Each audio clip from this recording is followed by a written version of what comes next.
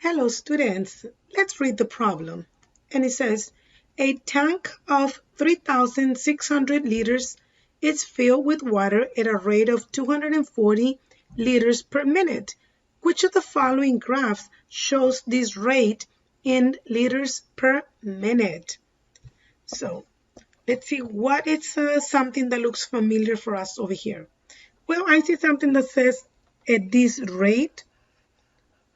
Could that be rate of change? It might, right? Okay, what else is given to me? Well, I do see that the tank can hold up to 3,600 liters, right? But the question here is, if you look at the numbers a little bit later, we have a number of 240. What does that 240 represents?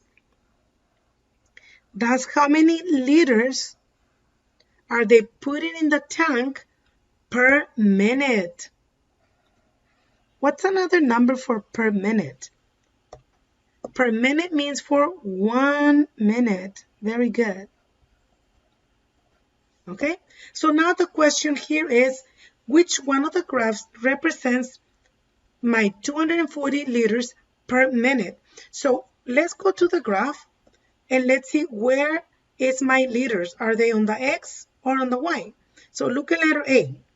Letter A has the liters on the Y. What about B? Still on the Y, C still on the Y, and D still on the Y. It's very important that you recognize that they all be labeled in the same axis, either X or Y. Because if they were to switch it, then that will need to switch the numbers as well. Okay, so be careful with that. What about minutes? Well, I see the minutes on X. Very good. These are my minutes, and they're labeled on the X. Okay, so here it was my Y, right? Just let me put it like that. Okay, so let's go to the numbers that are given to you then. So 240, it's gonna be my Y, right? So I'm gonna put a label right here. Let's write Y right where the 240 is, and the per minute is my X value. So I will write down X right there. Okay, so this, I'm gonna be consistent with what we think about rate of change. This means change of the Y over change of the X. Very good. I'm going to write labels this time. So the Y, it's the liters, right? And the X is your minutes. Okay. So 240, it's 240 liters, right? So 240 goes on the numerator. And the minutes, it's on the denominator. Okay. So what I can do is I can look at the graphs and see if I see 240 and 1 as one of the ordered pairs on my graphs, right? But if you notice on the graph, the numbers are kind of big intervals, right? The first one, for example, here is 300, and it jumps all the way to 600, and then all the way to 900. So that might make it a little bit more difficult for us to find what is called equivalent fractions, right? So 240 is the same as, let's suppose I want to find another equivalent fraction to that. So I'm going to multiply by 2, numerator and denominator. Okay, so when I do that, I am going to get 480, and on my denominator, I will find 2. Okay, so basically what I'm doing is I'm finding equivalent fractions. So I'm going to rewrite them over here. So 240 goes with 1. Then 480 goes with 2. What about if I multiply by 3? So now I'm going to multiply 240 times 3. Okay? If I multiply by 3, I will get 720. And if I multiply 1 times 3, I get a 3. So all of those are equivalent fractions, right? And again, the numerators are going to be my Y values. My denominators are my X values. Okay? Why is that important? Because when I go to the graph, I need to make sure that I know where am I going to find those numbers. So look what I'm doing. The numbers on the numerator, I am going to find them on the green section, and the numbers on the denominator, which is x, will be on the bottom. Maybe that can help you find the numbers nicer, right? So let's go ahead and find those numbers. I'm going to start with 240. So I'm going to find 240 on y, which it has to be somewhere over here. And then 1 is here. So my 1 is here, and my 240, I'm not sure where it is, but it has to be somewhere over here, right? So that's kind of hard to find, especially when the numbers are so small. So what we recommend you to do is go to the next one, which is 480 and 2. So 480, it's on the y, of course. So 480 will be above 300. Is that right? And 2 will be right here. So this will be the point of intersection for them too. Is that even close to the line that is given to you? No, right? So A cannot be an answer for me. Okay, let's go ahead and check on B, which is down here. So I'm going to go with 240. And again, 240 has to be somewhere over here. And 1.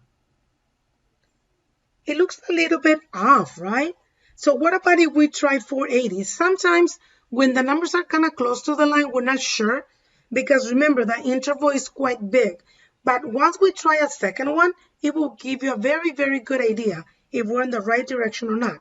So now for the next point, I'm going to find 2 on x, which is right here. And I need to find 480. So this is 300.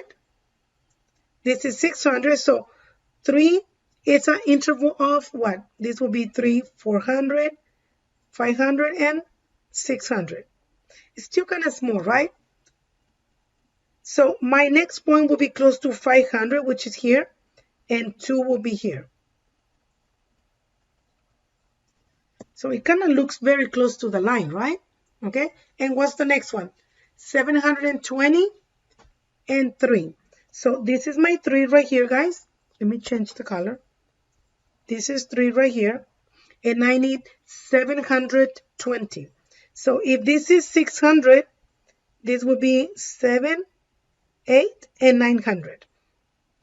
So 720 will be very close to this line, and my 3 is right here. So it kind of looks a little bit off, right? Okay, so it seems like B might not be my answer. Okay, so let's go ahead and check on letter C. Again, I'm going to start with 240 and 1. This is 1. And 240, this is 100, 200, and 300. So 240 will be a little bit above the line. Looks a little bit off. What about 480? Well, this is 300. This has to be 4 and 500, right? So I'm looking for something close to 500 and the 2. This is definitely off. Do you see that? And if you were to look for 720, which will be going with a 3, this is 3. And 720, this is 600, 7, 8, and 9. So 700 is here and 3 is here. What do you notice? It's completely off, right? Okay, so that's not my answer. Okay, what about D? Let's check on D. So I need 240 and 1. This is 1.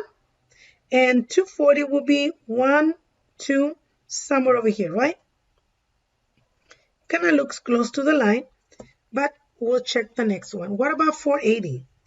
Well, this is 300. This is 4, 5, and 6, right? So this is 200. This is 500. So go across. Kind of looks closer, right?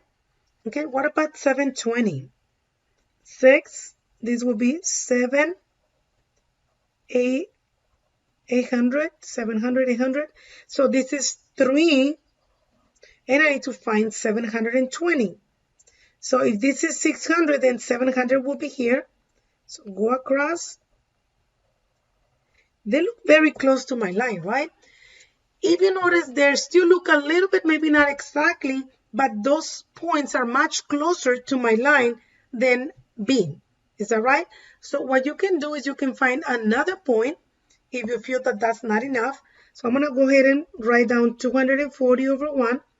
Now I'm going to multiply by 4, or go ahead and find 240 over 1 and multiply by 5. Maybe those points will help you see that they're way off on B, but they're closer on letter D. Is that right? So let's find the answers for those.